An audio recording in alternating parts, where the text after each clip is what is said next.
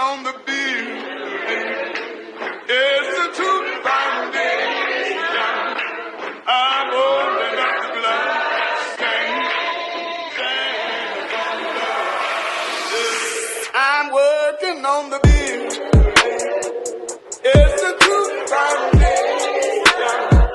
I'm holding up the glass.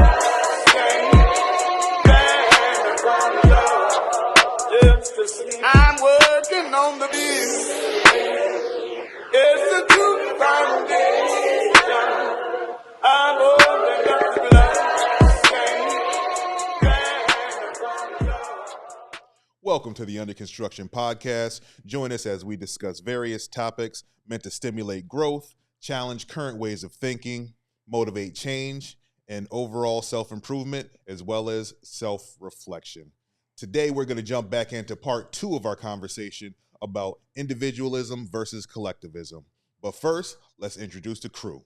First, we got KJ, Cordell, AJ, and I'm T-Dub. So if you were with us last week, we were breaking down the benefits versus the downfalls or drawbacks of individualism. So now we're going to jump right into collectivism. Cordell? So the benefit of collectivism, I don't think we understand the power that God designed when it comes to collectivism. Yes, we all have to see God for our individual selves at the end, but the goal was always to reach the masses. Right. Created Adam to be fruitful and multiply. And then Jesus came with one individual. The mission never changed. Adam and Eve. I don't want. Yeah, he's the first man, though. I got you. But my whole purpose is, it reminds me of what we can accomplish as a unit instead of an individual. Absolutely. Even when it's negative, right? The Tower of Babel. Yes, that's good. God literally said, we have to go down. They were building a tower to get to God. He said, we have to go down and confuse them because they're so united that they can actually accomplish what they're trying to do, and that's reach heaven. That was wild. He said anything man can put their mind to as a unit, they can accomplish. So I have to confuse them and give them all different languages so they can't communicate with each other. So that's the benefit of collectivism. Even if we are doing the wrong thing, we have strength in numbers. That's good. Woo. I mean, when I look at the benefits, I just look at it like, we're able to patch one another's holes. That's good. You know what I mean? So it's like if I'm not really good at, like, let's say, okay, we're putting together this team to work on this pod, right? Yep. If I'm not great at production, now in another life, when you're focused individual in an individual mind state, you'll probably be like, yo, let me see if I can cop a camera. Right. Now that's gonna take a while financially. Yeah. Now I gotta get the bread up. I gotta see if I can get the space. I gotta create some sort of physical space to be able to record the pod. Then after that, I have to be able to set up now I gotta learn the software to be able to stay behind the booth.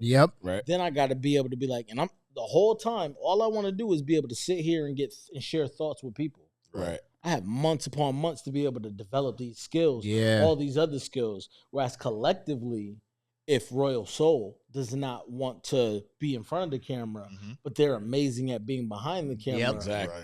As a unit, collectively, here goes Under Construction podcast. Yeah. And that's where we end up. You know what I'm saying? So there's a beauty in everybody recognizing their strengths and bringing their strengths to the table so that we can present a certain type of product. Yes.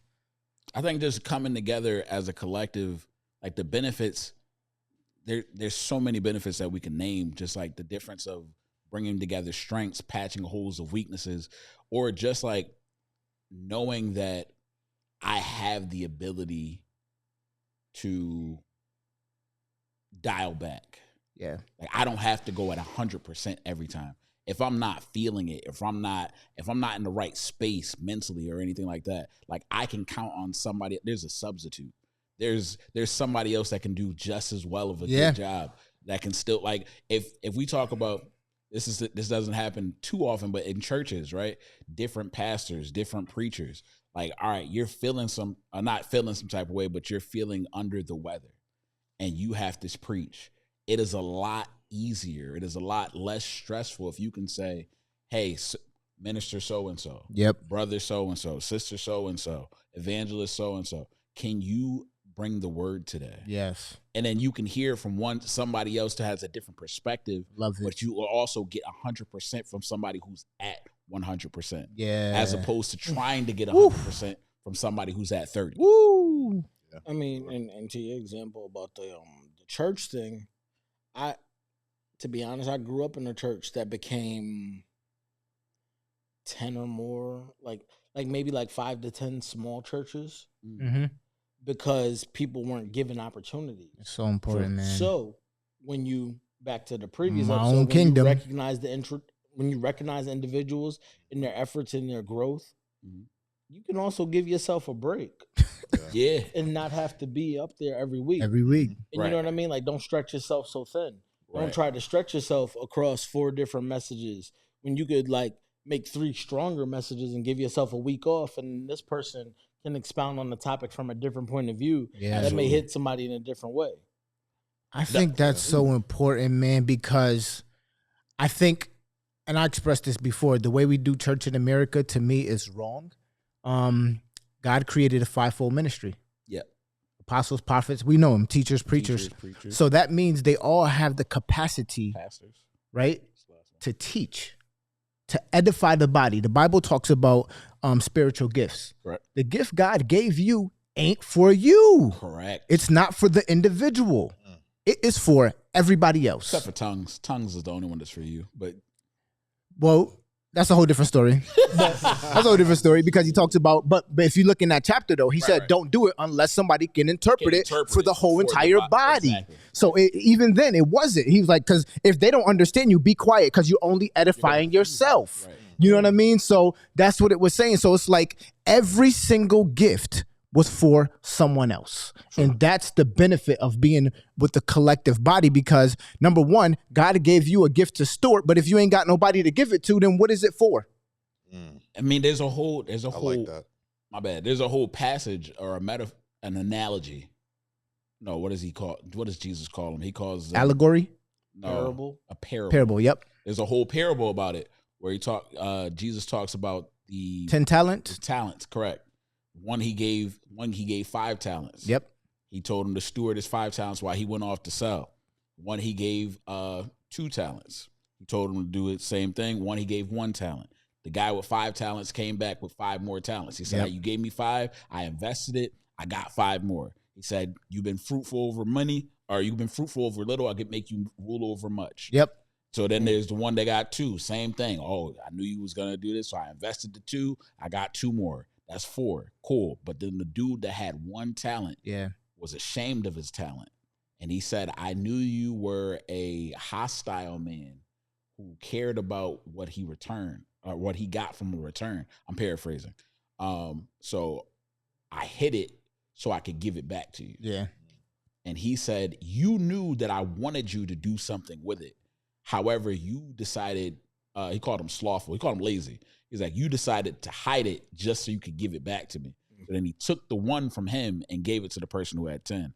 But that's the mindset of, listen, use what you have. Yeah. Like my grandmother says it all the time. Take what you got and make what you want. Mm-hmm. Like basically what that means is God may not have blessed you with the thing that you feel that you need in order to do that. But it's just as valuable. But he gave you something that was willing or something that was able to be made into the thing that you're trying to get to. Yep.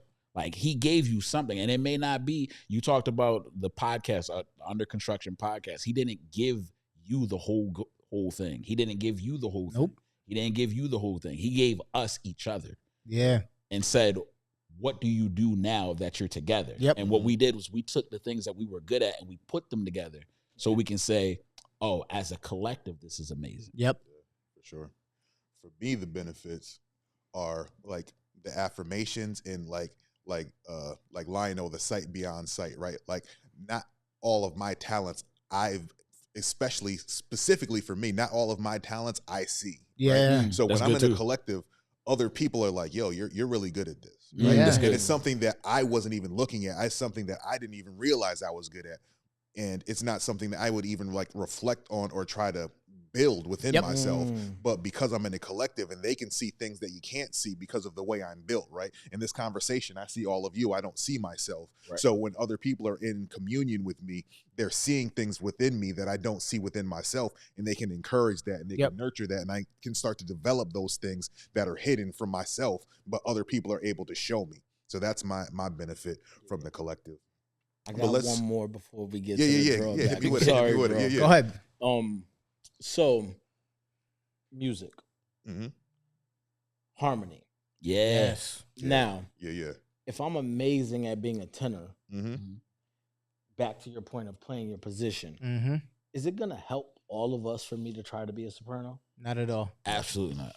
But if someone's amazing at being a soprano, now at some point we may practice, we may go to rehearsal, we may work on our range, we may try to build the skill, so that maybe, back to patching one another's holes. Yep. On a day that you're sick and you're under the weather, I can like chip in on your notes. Right.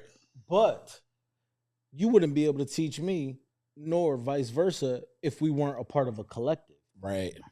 I'd just be there in my own head thinking I'm going to try to do what you do for another day and trying to be 5 people at once. Right. But once we all work together, to your point about the 10 talents, Right. here we go. Now we create harmony and we're a better collective. Yeah. You know what I also like about the collective? I think that's important is having diversity within the collective. That's good. Everybody don't got to do the same thing. Yeah, because I hate when everybody is yes men. Right? Yes. Let's say like chambers. imagine so what gets accomplished when everybody's in agreement? Nothing. So I remember I was watching like a documentary on like Fortune 500 companies, and they were talking about, I can't remember what it was, but they were talking about when a company makes decisions based on the collective and not just a certain group of people. So they used an example of, okay, this company got all white men as their leaders in their company. All their decisions are going to be based on the white man's benefit. Right? But successful companies have diversity. They have men, women, Chinese. So because they might, and they said the decisions they come up with are going to take so much longer to come up with a decision for that company. But at the end of the day, it's going to take it so much further because you had so many different perspectives. So it's important to have diversity within the collective. And the problem is, the thing is, people say things like, you can't please everybody. True. And that's true, but you can try. Yeah. Absolutely. The thing is, sometimes you'll allow yourself to let yourself be biased to an echo chamber. Yep. To the echo chamber. So when your example about like that, all one demographic of people, Yeah. like if they're only worried about that demographic, even unknowingly, they're gonna be able to be like, oh, easy way out. Cool. Yep. We all agree here, cool. But all right, so we out. Right. And just to kind of wrap it in, like this is also biblical. Like this isn't just us speaking our opinions, but the Bible says that he's made us one body, a body of Christ. And some of us have different roles. Some of us are fingers, some of us are toes. I've had this conversation before. Some of us are eyes. And the perspective is different based on which body part you ask what's most important. But if you were to ask yourself, being one full body, what part of your body is the most important? You'd be at a loss for attention. Because if they was like, oh yeah, I'm gonna take one, what do you want to give up? You'd be like, wait, what? Yeah, not me, please. Right. Not my part. Right. Like, not to say that you're less than if you don't have something, but if you had to give up something that you knew was useful to you, that would makes it easier for you to operate, you'd be hard pressed to make a decision. Yep. So with the same thing with our collective, you have to be willing to listen to those things that the different people say, that the production may say, that writers may say, not that we have writers, but that the different minds, the different spokespeople say, because everything has an opinion. Everyone has an opinion, but everyone's opinion also matters. Yes. because you have to be able to speak towards that. Yep. Because somebody's going to have a detractor. Somebody's going to have a thing that would make us better if we acknowledge it. But if we brush it over, we're just like everybody else. Amen. Yeah. So let's go to the opposite of that. Let's go to the drawbacks. What are some of the drawbacks of collectivism? I got you. So I think one of the drawbacks is people can kind of fade to the background. Hiding. So I'm with you. I'm not even going to lie to you. Like when I was a kid, group projects, easy A. I'm not doing nothing. I'm good. I'm going to fade right to the back.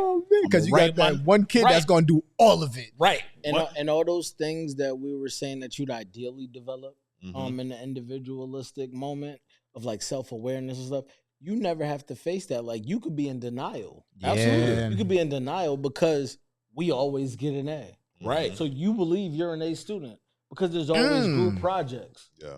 Listen. Woo. If you never had an individual project to see if you can actually carry the weight that you fooled yourself into thinking that you carry because it's always a team effort. Meanwhile, you're skating by. Absolutely. How would you know if everything's always collective? Wow. Like sometimes we got to see like, yo, can you carry your weight? Mm-hmm. I mean, it's That's a true good. testament to who you are.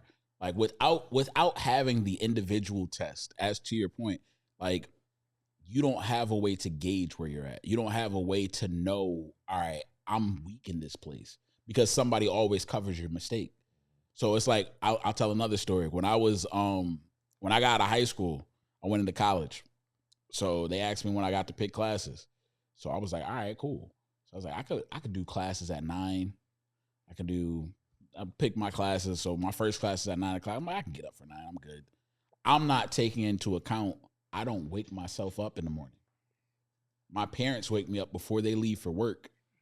And then I catch a ride with my dad to my bus stop, or I ride my bike to the bus stop so I can catch it before the bus leaves. But none of this is based off of my merit.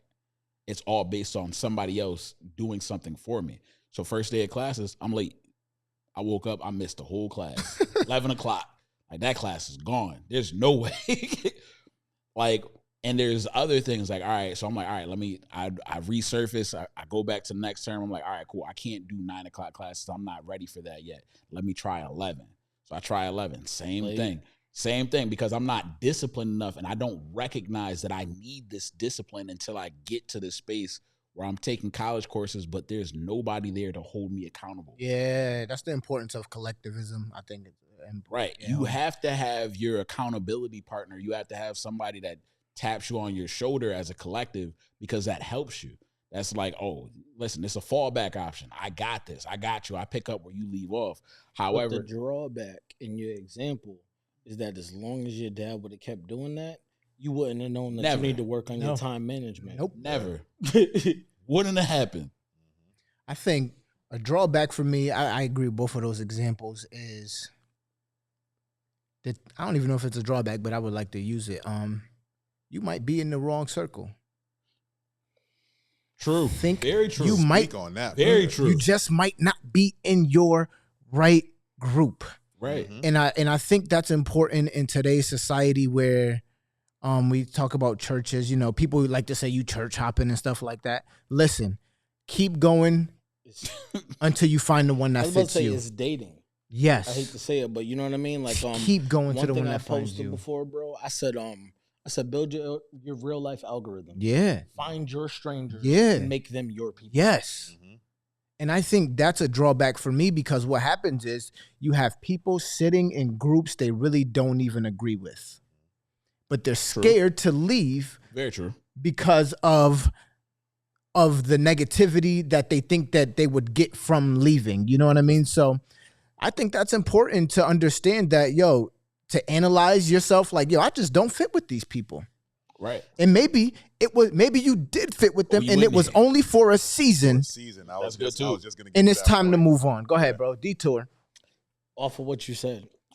Have you guys ever seen a moment where your loyalty worked against you and held you to a collective that you should have moved past? Yeah, for sure. Sometimes like I feel like I was loyal to a fault, right? And as I developed and I grew, I was growing away from certain individuals. I was growing away from the things that they were doing as a collective, and I was trying to better myself, but in bettering myself, it was moving me further away from the things that they were doing, right? But those were still my boys, so I still wanted to rock with them. I was still in the same routines of hanging out every day and doing those things, but those things were taking me further away from my goals. But I'm a loyal person, but I wasn't in the season of understanding where I knew that some of these relationships were seasonal relationships, and I needed to go to a new season, right? Like I think of that meme when they showed the picture of the person holding onto the rope. Oh, and it's tearing their hand up. More to hold on. Yeah. Like when you're outgrowing certain situations. Right. Yeah, it hurts more. So I've had instances. I'm very much so individualistic. So like I'm very outspoken. I don't typically stay too far along where I'm not wanted or I don't feel comfortable. But there have been times where I was loyal to the point where I was enabling. So like I think there's a thin line between helping and enabling, and I'm a helper.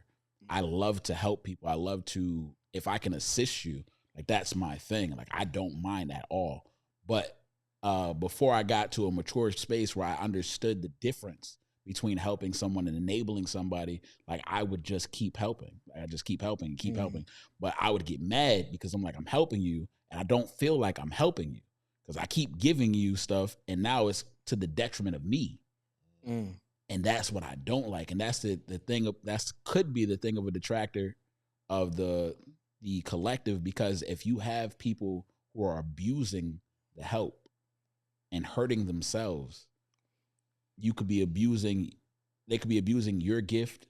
They could be abusing your self-esteem, your trust issues, because people develop these things based off of the hurt that they receive. Yeah, a lot of times. You gotta think of the analogy they say with the airplane. Like, yo, you gotta put your own mask on. Absolutely, because like being so willing to help sometimes. Like, and trust me, we all, like, I think everybody here that's willing to give and has been part of collectives before, right? Like, you understand where you just like can go to a point where you're giving to a fault. Yeah, right. And if you don't put your own mask on, you're gonna hurt yourself in the process. Absolutely, because people are like, oh, thanks for giving me life. Thanks for giving me life, and you're killing yourself. You didn't put your mask on first to make sure that you can continue to help people. Right. So you have to know your boundaries. And I think to that point, you trying to put somebody else's mask on and you're killing yourself. I've been in that situation where it's time for you to move on from a collective. And what happens is, because we're so loyal, we end up being a cancer to a collective that was actually healthy. Ooh. Like it was time for me to go. Yeah. I got what I needed, but now I'm in a place where I am in a place of complaining. I am a cancer to the place where I need to be cut off so I can be life to another source. Yeah, you know that's good. You get what I'm saying? Like outwearing your welcome could breed resentment within you. Within me. Right. So now what's happening is I'm complaining to you every week about the things that I see, because I'm not even supposed to be here anymore. But that and now what's happening is I'm drawing him. Yeah. Now I'm infecting him. Right. Yeah. To things that he never even seen before. Well, to things that don't even. To things that don't even. And he was pure. Right. But it's like y'all isn't even looking at it like that, bro. The other side of it is it may not even apply to them. Yeah. Like it may not even be their time to go. But because you've infected them, because you're infected. Yep. Like, ooh, that's good. And that's so counterproductive because what happens is that person doesn't even live up to their potential. Right. Now you've been able to influence them negatively. Yep. So now they're not even effective within it. Mm-hmm. Right. Like, and they were supposed to be there for a year. Yeah. Right. The fact you that were supposed you went to go outside of your 16 months and you're on month 20. Yep. Now you messed them up at month 4. Yep. And now they don't even get what they're fully supposed to get out of something because you're not being obedient to wearing out your welcome. Bro, I work at a warehouse and it sucks. I don't work there. I do work there, but I don't do the hard work that I used to do. But I was a trainer, right? And my job was to train the new employees that they come in. And one thing I had to always do was protect them from the senior employees. Yeah. There it is. Because it was like, yo, you're a new employee. I want to give you the skills that I have so you can have a successful life. But these dudes been there for 20 years and they're going to tell you all the negative stuff about this job. I hate it. Get out. They coming in the tour. They're like, yo, don't do it. But you here. But you here. You know what I mean? But you here. Your mortgage. You know what I mean? Your car getting paid. You know what I mean? I head to the finish line. Yeah. So I had to become a, and I wouldn't even say as a company man, but I wanted to protect them. Like, nah, bro, you just got out of jail, bro. Who cares what that person say? You have things you got to accomplish. You know what I mean? So yes, the job hard. Yes, the job does suck, but I got to protect them from not being to fulfill their goals too. That's protection, bro. That's I was about to say, and that's collective. Nah, that's a shepherd. Yes, that's what I'm saying. Like, there's so many things that, like, a collective, like, all right, if we go to a biblical sense, because that's where I'm going now. But like, if we go to Jesus is a shepherd to the sheep, but the sheep can be a detriment to themselves. Yes, they can. Because we talk about Jesus leaving the 99 for the one, but that means the one walked off. Yep. That means the one left. Like, I was watching I don't know if I was reading a documentary or something about sheep, or if I was listening. Maybe it was Cordell that talked about it. I probably did. But basically was talking about if a sheep gets like a virus in its head. It's a fly. Yeah. So a bug. Yeah. If a bug gets in his nose, it'll bang its head trying to kill the bug or get it out. And it'll just keep doing that till it dies. Like, but the shepherd has to be smart enough and aware enough to look and pay attention to that in the collective, like, okay, there's a problem here. My bad. There's a problem here. Like, I need to go address that problem. And I think the downfall of being in a collective, if you're one of the sheep and you're not paying attention, is that you, to your point, can be infected by the same thing. You can end up having the same symptoms and not knowing the cause. Like, you can end up having the same thing that's kind of pushing you away from things, and you don't necessarily understand it because it's not actually coming from you. Yeah, it's coming from someone else, and that's the problem with the hive mind group kind of thing. So how do we deal, like a detour to what you were to what you were saying? How do we deal with, like the example I gave? How do we deal with people that their time is gone, but they're starting to infect other people? Like, if you noticed it, right? If you noticed it, yo, this dude is starting to build within what we're, like, his own thing within what we're trying to do. How do we deal with individuals like that? That's an interesting question. I think my approach to that is to begin to inundate, still show them love too. Inundate them with questions, right? Become curious about why people are feeling or acting the way they're feeling. Yep, bro, I noticed something different about you. What's going on with that?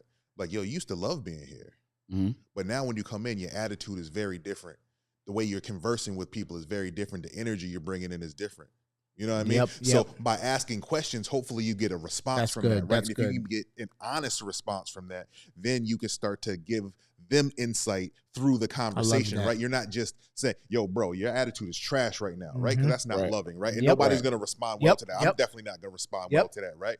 But if you become curious and you're bringing them questions and then you're like, yo, are you good? Like, is there something going on at home that you brought here? He'd be like, nah, everything's good at home. I'm like, oh, so it's just when you're here, you're like this. Everything is good outside of here. Did you notice that when you come here, like, your attitude is like a little bit different than it used to be? You know what I mean? So when you become curious about how you interact with people, you can bring insight to the people through the conversation without doing it in a negative way. I like that. That would be my approach. No, I like that, because to the point I was making, sometimes it might not be that person's time to move on. They just need to get refocused and back on track. True. So sometimes we can, if I would have just took the negative approach and be like, yo, you acting like this, you need, then they leave, but maybe they not gonna get no love off of that. Like, people gonna get defensive. They're gonna recoil. They're gonna think about deserting the situation that you're working on. Yeah, but we got to remember too, the enemy is at play. He wants them to leave before their time. Right. True. Because they are supposed to be here. His job is to get them out of here too. Right. So it's our job to do, I think, what you said, to, engage them, to see what's going on, to try to give them a different perspective so that they can refocus and get grounded to where they need to be. But trying to do it in a healthy way. I think the healthy way. Your mind a little bit. Yeah. So the drawback for me for the collective is sometimes you find yourself in the wrong space, right? So when you're around a negative group of people and you're influenced by these people because you're spending time and space with them and they're sharing their thoughts, which aren't necessarily your thoughts, but because you're hearing them so often and you're internalizing those so often, that you're starting to take on some of those traits and some of those thoughts of the negative people when you haven't done the research to figure out who you are and choosing the people that you choose to be around because you don't really know who you are and you're just willing to be accepted by others. So for me, that's one of the drawbacks of the collective. One. That's a good one. So if I'm talking about like being in a hostile work environment, but for me, it's more so about getting to a resolution. So I wanna get clarity. I want to get understanding. I want to get wisdom. Hey, is anything going on between us? Is there something that I'm doing wrong? Yep. Am I causing this? Like, am I doing something that is making you feel this way? Like, is it something that we can fix? Is it something that we can reconcile? Because that's what my first thing is first thing that I'm trying to do is to gain an understanding. Because that's what the Bible says. And all that getting understanding. So I'm trying to understand, why are we here? Yep. How did we get here? What can we do to fix this? Can it be fixed? Yeah. Do you feel like do you have the patience to wait for us to get to a good space? Is this possible? Or is this something that we can't fix and we just need to kind of go our separate ways? No hostility, no anything like no bad blood or anything like that, but just like, all right, cool. We don't work well in close proximity. Yep. Another podcast, we talked about relationships that aren't profitable. Like we're good apart, but we're bad together. So like, what? I think that collectives should take inventory. Absolutely. Yeah. And I think like moments like that are great times to take inventory. Sure. Because if you take inventory, you can find out, you can say, hey, you don't have to say, hey, you're coming in here with an attitude. But you can say, hey, I remember when this place that we meet at would bring a certain level of happiness to you, and it seems like that's changed. Yeah. Like, is there something that's happening here that led to that change? Mm-hmm. Or do you feel like this is the same and it just doesn't bring the same response out of you? Right. Did you expect it to go somewhere else? Like, let's take inventory. Let's see where we are. Because I clearly could have said, hey, this is the goal. We're going to do this. And like somewhere along the way it changed. And the change works for everyone else, excluding you. But that only means that for you, this isn't going to work out. Yeah. And vice versa. You know what I mean? Yeah. Like it could be like, oh, I mean, I just feel like it's good to be able to take inventory. That's good. That's good. Of the changes. I really enjoy the conversation today, fellas. Yep. I think that we touched on the good and the bad. Yep. I think there's space for both, right? But I think it really goes back to the start with the individual and where you are, right? Are you at peace? What are you looking for? What are your intentions, right? So when we understand what our intentions are, and I figure that we know ourselves a little bit better, then we can choose who we choose to be around a little bit better. So I think ultimately it really starts with the individual, but when you bring a whole individual into the collective, it makes the collective better. Yes. And when you can take the opportunity to have great individuals and you bring great individuals into a collective, it makes the collective stronger. Absolutely. If I have a broken finger on my hand, my fist isn't going to be as strong. Mm-hmm. You know what I mean? Good. But when all my fingers are working well together, man, that fist is going to be about something. You know what I mean? Right. So I like the duality of the conversation. I like the duality of the points. And I think we're going to leave it there. And next week, we're going to pick up something with a little something different. So lock in with us next week. We'll be back with you. Under Construction Podcast. Let's get to work. Peace. Yeah. I'm working on the beat.